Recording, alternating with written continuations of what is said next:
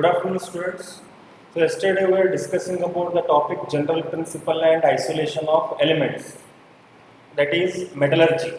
So I have finished nearly 21 questions based on the concepts, steps involved in metallurgy and extraction of metals. Okay. Now in this again nearly 22 questions, we are solving again some questions on extraction of metals, Ellingham diagram, as well as some Ohm's formulas. Okay. So see here the next question. According to Ellingham diagram, the oxidation reaction of carbon to carbon monoxide may be used to reduce which of the following at low temperature. So briefly I will tell about the Ellingham diagram, then you can understand easily.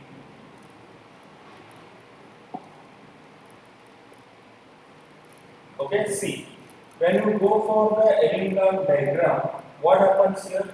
Here you are taking delta G and here you are taking temperature. Okay, so here what happens?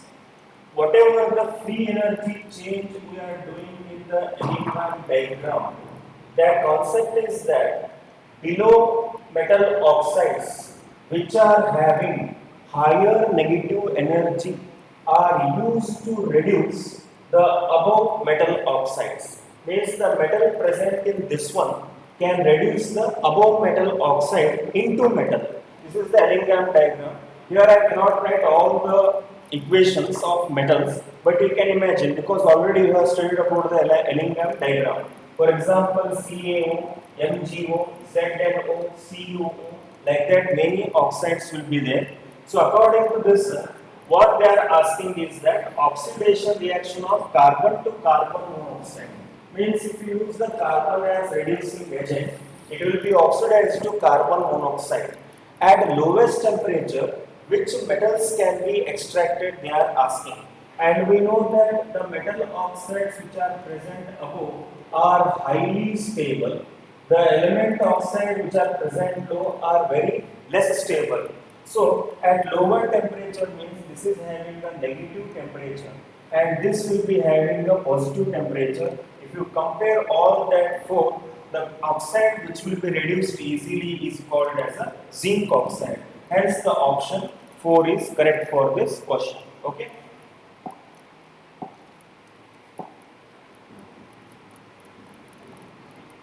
Next one. In the extraction of chlorine by electrolysis of brine, already you know about a brine solution.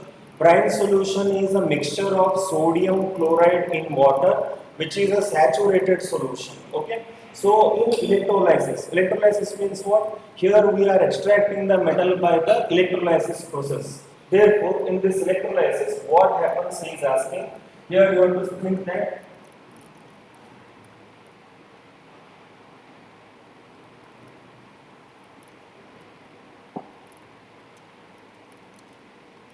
Okay, oxidation of Cl minus ion, reduction of Cl minus ion. Here you have to think that chloride ion are made changes.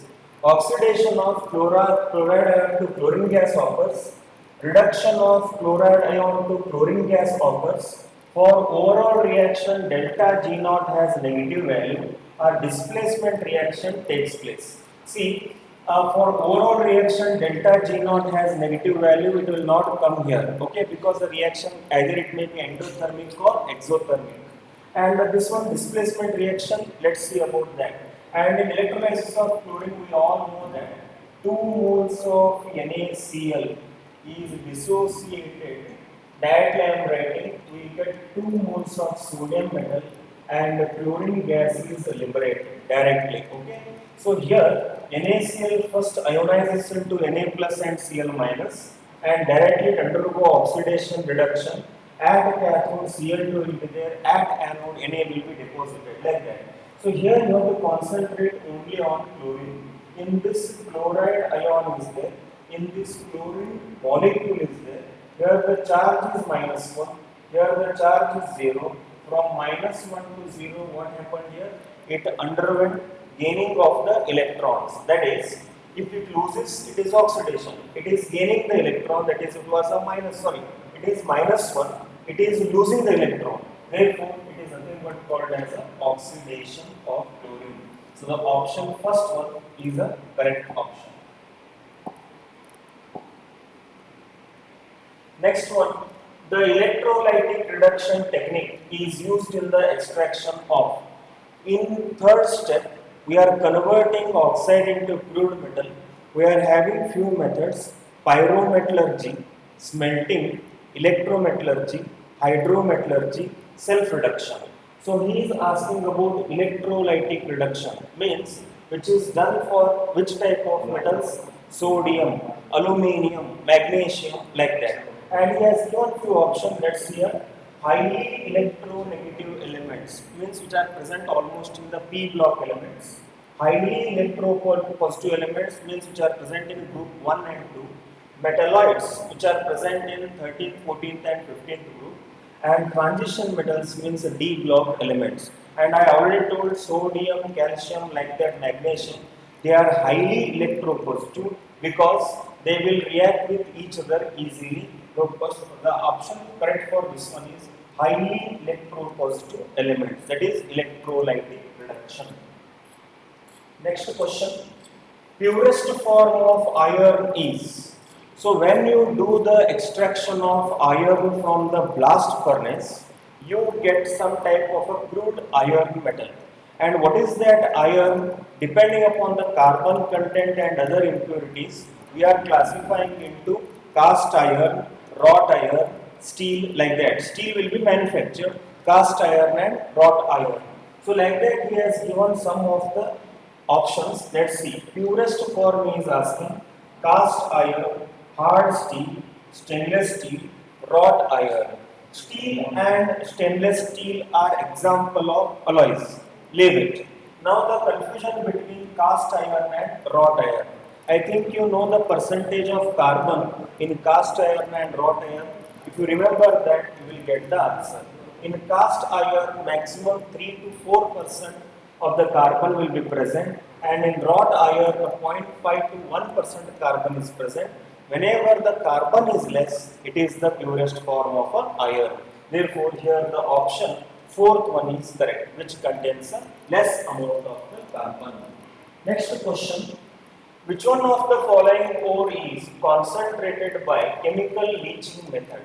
So in our first step concentration, we are having different methods.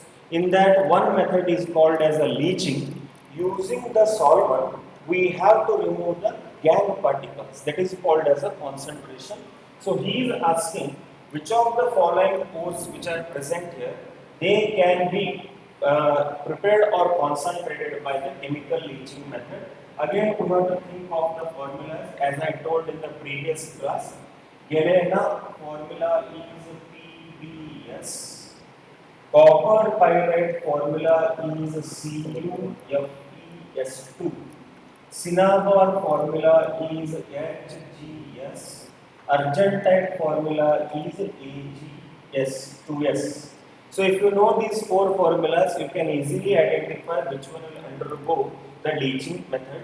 So already I told silver ore, it may be sulfide, oxide or whatever it may be. Leaching method is suitable for three metals mainly: aluminium, silver and gold. These three. For aluminium we are using the solvent that is called as NaOH with water, and for silver and gold we are using NaCN or KCN, that is cyanide process. Hence the silver present here. Due to this one, the option 4 is correct. Okay. Next question. Electrolytic reduction of Al2O3 to Al by Hall-Herold's process is carried out.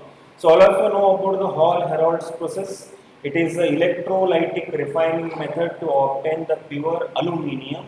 So in that method, what is the question he is asking? Some of the compounds he has given. In the presence of that compounds, we are doing the Hall-Herold process.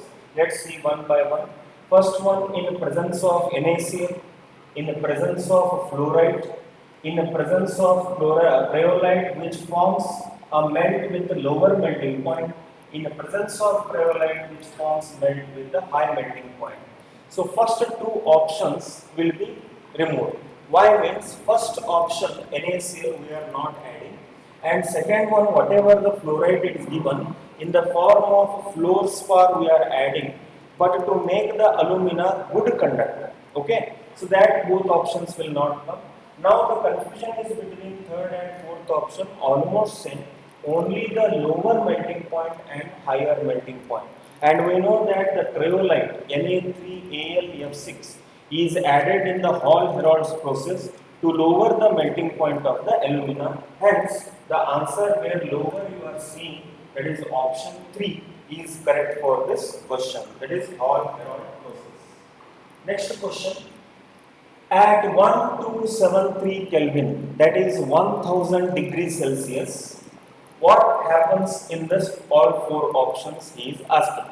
And this question is related to again Elingham diagram, because depending upon the temperature we are finding the best reducing agent.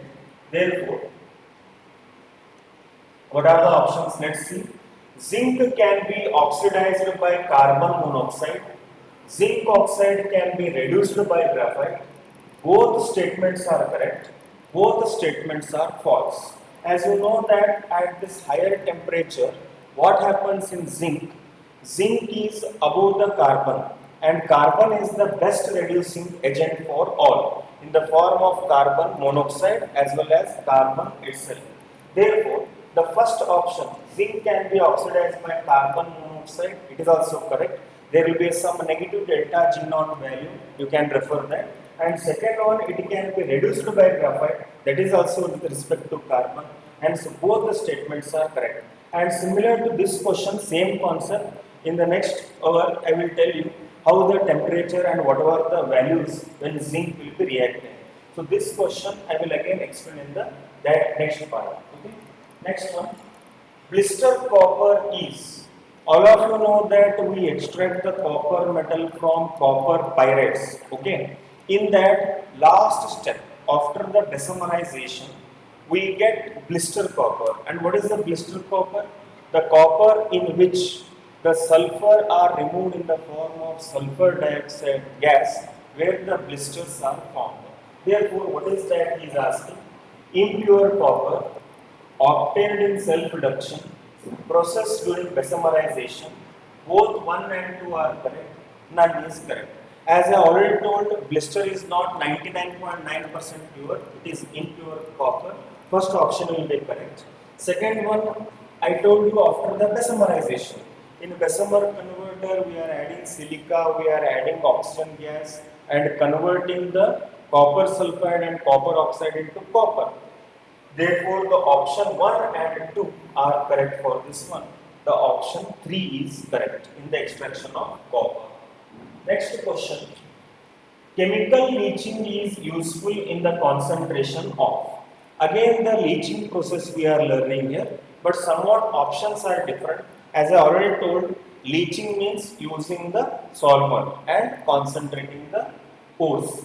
First one is carnallite, bauxite, galena and zinc blending.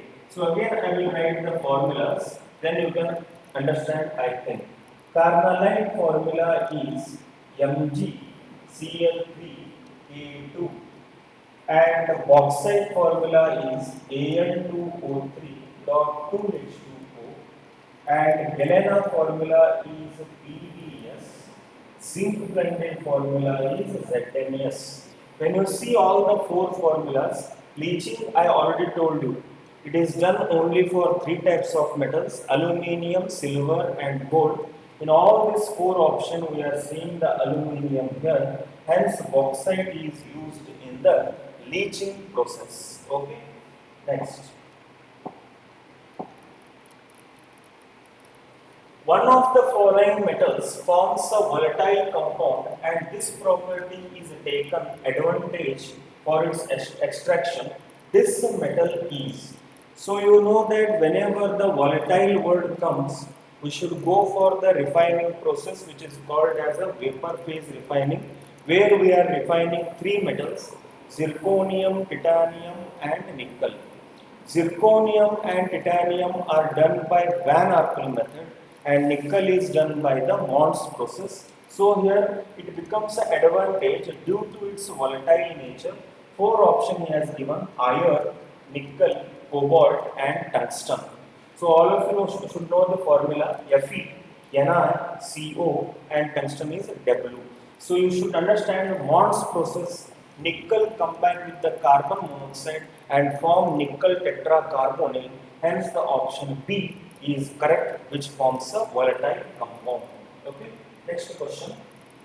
The final step for the extraction of copper from copper pyrite in Bessemer converter involves the reaction. See, these reactions I will write again. You can see that all reactions and you can answer. The first reaction is 4Cu2O plus FeS is equal to 8Cu plus FeSO2. And second reaction is Cu2S plus 2Cu2O aroma 6Cu plus SO2. Third reaction is 2Cu2O plus FeS aroma 4Cu plus Fe plus SO2.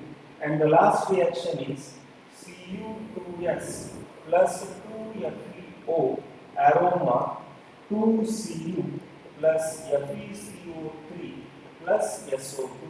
So here they were invisible, so I wrote again all the four options: first option, second option, third option, fourth option.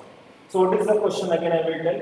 The final step for the extraction of copper from copper pyrite in Bessemer converter. So all of you know that in the last step what we will do, whatever the copper oxide and copper sulfide is present, it undergoes self-reduction. So the first step, FeS is the impurity, so it cannot be remained in the last step. Okay, and the third reaction again FeS, fourth reaction again FeO. So like this, you can see the techniques where Fe is not there, that will be the correct option. So here Cu2S and Cu4 is there. We get the 6 moles of copper plus sulfur dioxide gas is removed. Hence this is the final reaction which occurs with the extraction of copper. Okay. Next one. Which technique is used in the manufacture of aluminium from bauxite? So again the same question, somewhat change in the options. So how we have to extract the aluminium from the bauxite? First one is reduction with magnesium, reduction with coke, electrolytic reduction, reduction with the iron.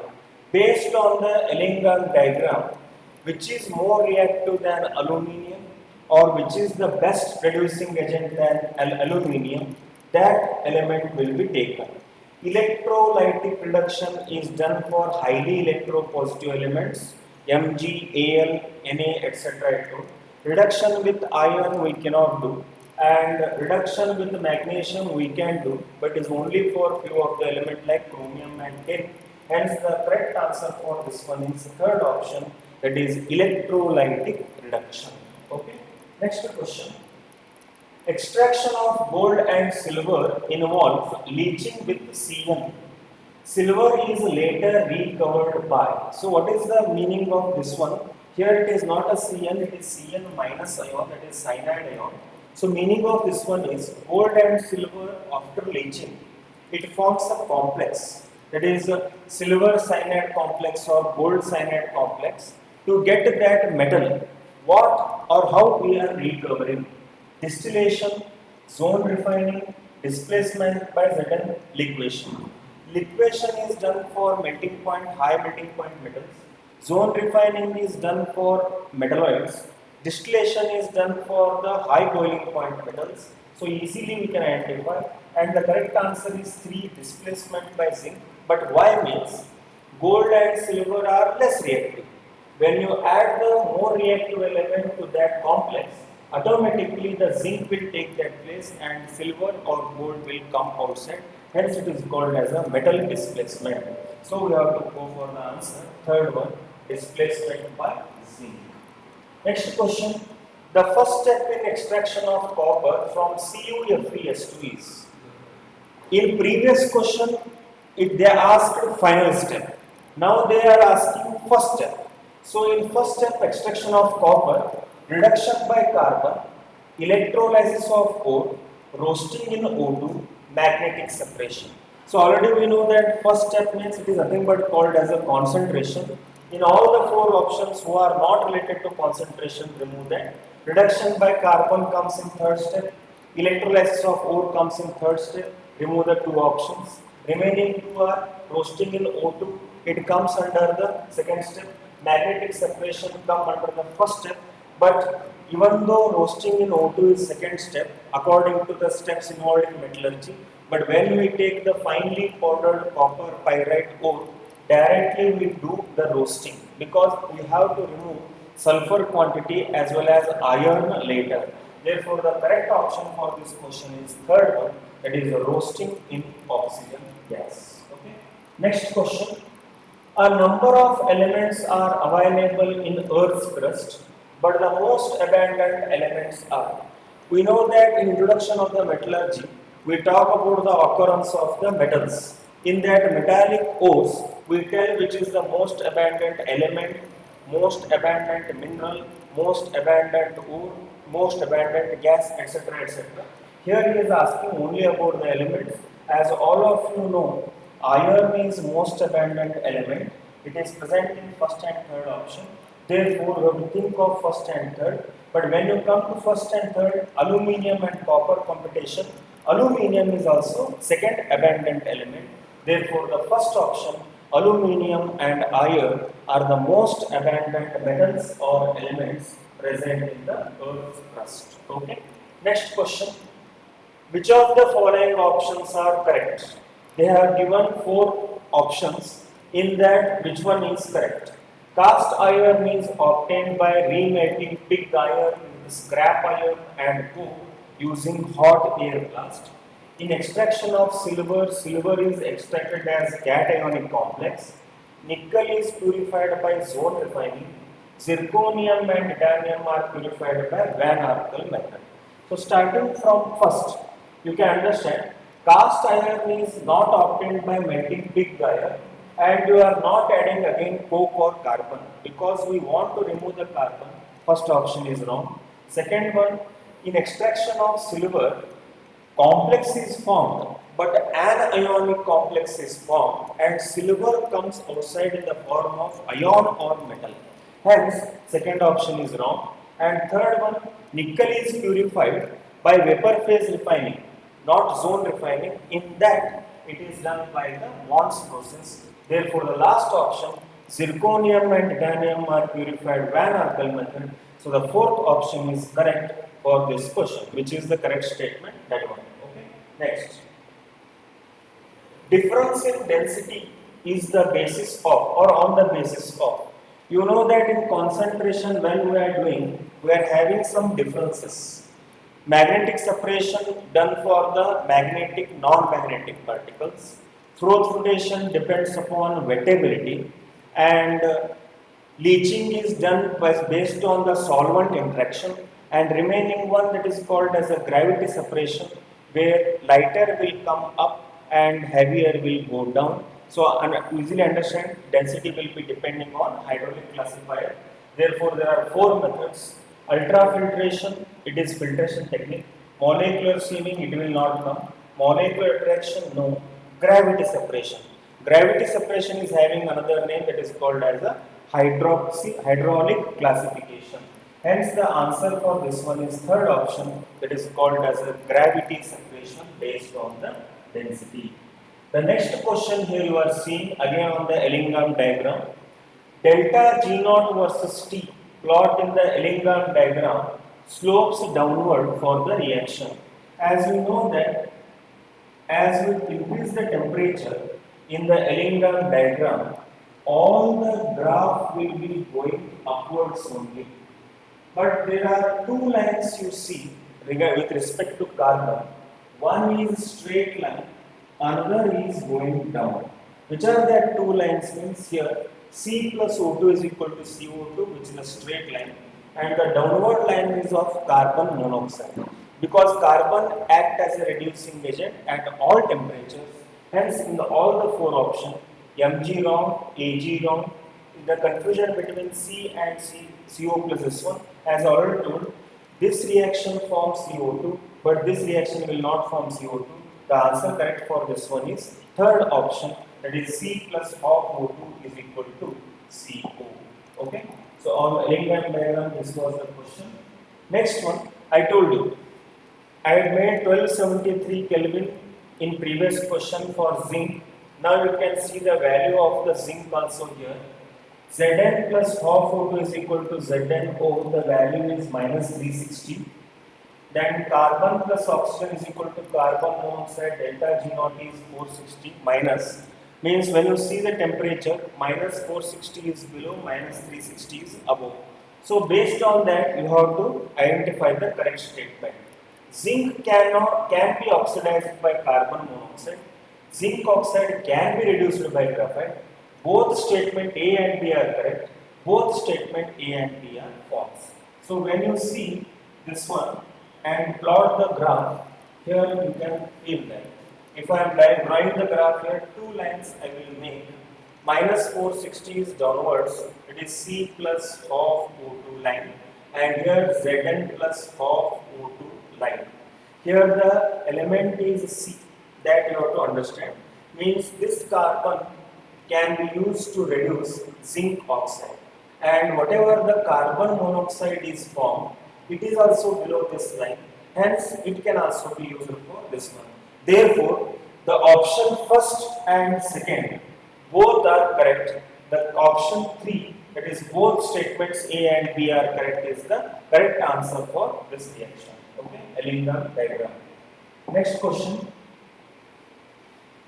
If you are not understanding, I will repeat the question 2 times. In Mond's process, nickel is purified by using. In Mond's process, nickel is purified by using.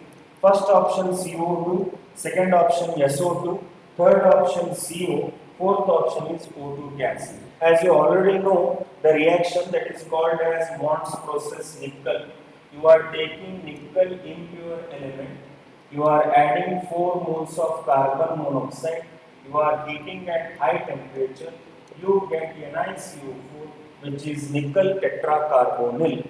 So among this all 4 gas, the correct option is B, that is called as a CO gas, carbon monoxide gas. Now we move towards the next question. The anode mud in the electrolytic refining of silver contains. All of you know that in copper extraction, we are taking 2 electrodes. One is impure copper, another is pure copper. So in that 2, after the process, the anode mud is settled at the bottom. So whatever the anode mud is settled, it is the waste product. But also it contains some of the metals or elements. So he has given some elements in group wise: zinc, copper, silver, gold, zinc, silver, gold, copper, silver, gold, and gold only. So in all the 4 options, as you know, the 3 things, that is zinc, silver and gold, are present in the anode mud.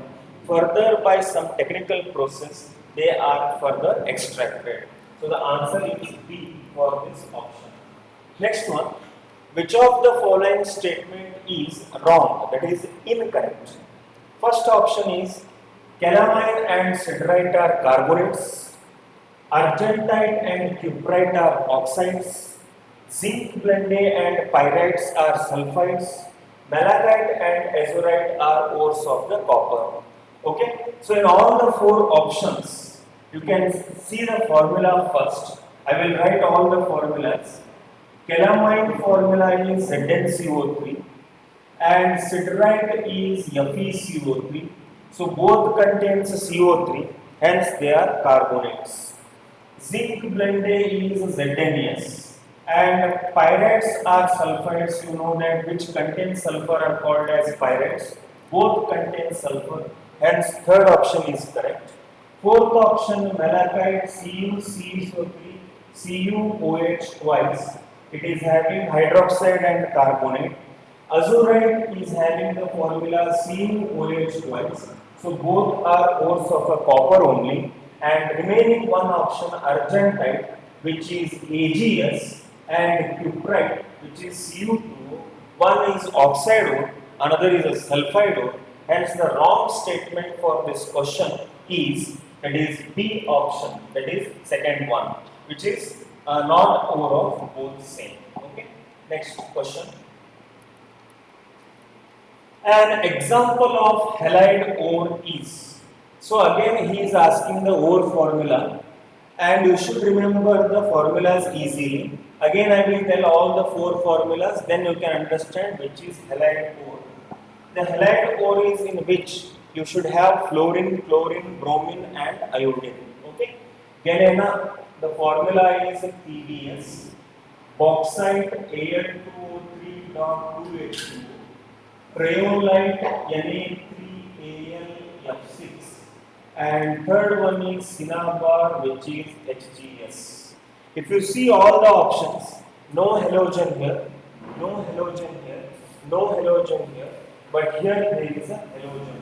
It is called as a fluorine. Hence, cryolite is the correct answer for the question, an example of halide ore. So in this class, I have solved many problems which included ore formulas, steps involved in the metallurgy, and extraction of metals, as well as Ellingham diagram. So in this question, some are from previous papers, and read again more questions, then you can solve this chapter easily. So in inorganic part, 2 questions will be asked from this one. Okay, thank you.